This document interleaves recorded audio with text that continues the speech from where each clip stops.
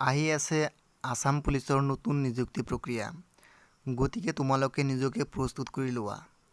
ইয়াত মই কিছু আসাম পুলিচৰ আহিবলগীয়া গুৰুত্বপূৰ্ণ কুৱেশ্যনৰ বিষয়ে আলোচনা কৰিম। গতিকে তোমালোকে মনোযোগ সহকাৰে শুনিবা।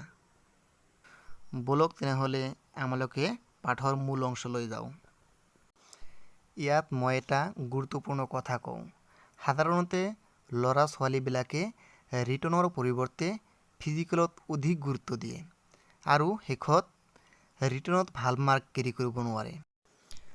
গতিকে প্ৰথমৰ পৰাই আমালোকে পঢ়ি যাব লাগে যাতে এক্সামৰ সময়ত কোনো ধৰণৰ প্ৰব্লেম নহয়। তো এতিয়া আমালোকে কুৱেশ্যন আৰু এনচাৰবিলাক মনোযোগ সহকাৰে পঢ়ি লওঁ। 1 নম্বৰ কুৱেশ্যনটো হ'ল অসম আৰক্ষীৰ মুখ্য কাৰ্যালয় ক'ত? এনচাৰ কি? উলুবাৰী।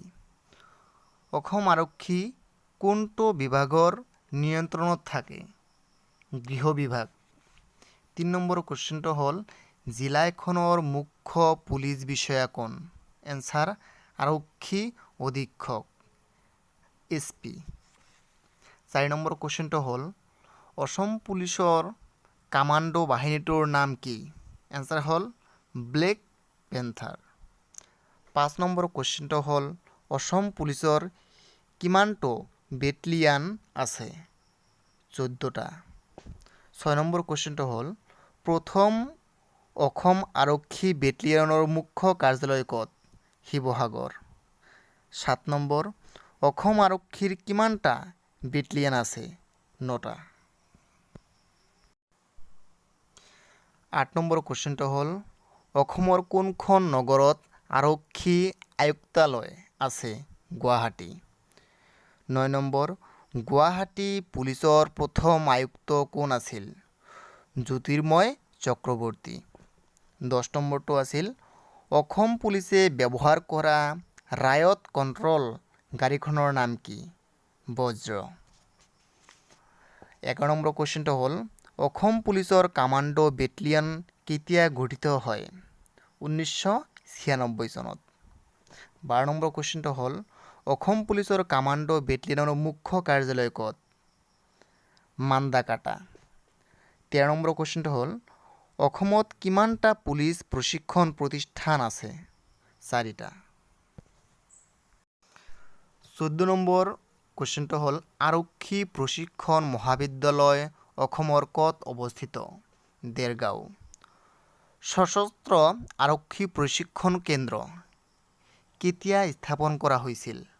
1974 চনত। নৰ্থ ইষ্ট পুলিচ একাডেমী ক'ত অৱস্থিত? শ্বিলঙত। আৰক্ষী প্ৰশিক্ষণ মহাবিদ্যালয় অসমত কেতিয়া স্থাপন হৈছিল? 1948 চনত। আমাৰ দেশত আটাইতকৈ পুৰণি অৰ্ধসামৰিক বাহিনীটোৰ নাম কি? আসাম ৰাইফলছ। ইয়াৰ পিছৰ কুৱেশ্যনটো হ'ল 1861 চনৰ পুলিচ আইন অনুসৰি অসম পুলিচৰ কেইটা ভাগ আছে? 4টা। SSB কেতিয়া গঠিত হৈছিল? 1963 চনত। মই নতুন বহু ধৰণৰ কুৱেশ্যন এনচাৰবিলাক আপলোড দি থাকিম। গতিকে তোমালোকে এই চেনেলটো ছাবস্ক্ৰাইব, লাইক আৰু শ্বেয়াৰ কৰি ল'বা। এই কুৱেশ্যন এনচাৰবিলাক তোমালোকৰ যদি লাগে তেনেহ'লে কমেণ্ট বক্সত জনাই দিবা, মই আপলোড দিম।